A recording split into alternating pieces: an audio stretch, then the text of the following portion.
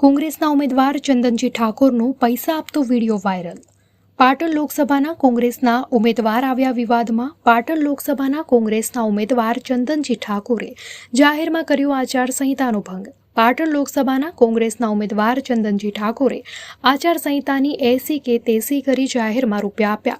આદર્શ આચારસંહિતા ચૂંટણી પંચ દ્વારા રાજકીય દળો અને ઉમેદવારો માટે બનાવવામાં આવેલી એક માર્ગદર્શિકા છે, જેનું પાલન કરવું જરૂરી છે।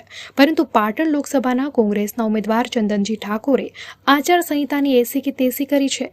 પાટણ લોકસભા બેઠકના ખેરાલુ પ્રવાસ દરમિયાન ચંદનજીએ જાહેરમાં ઢોલીને રૂપિયા આપતાનો વિડીયો વાયરલ થતાં પાટણ લોકસભામાં મોટો વિવાદ સર્જાયો છે।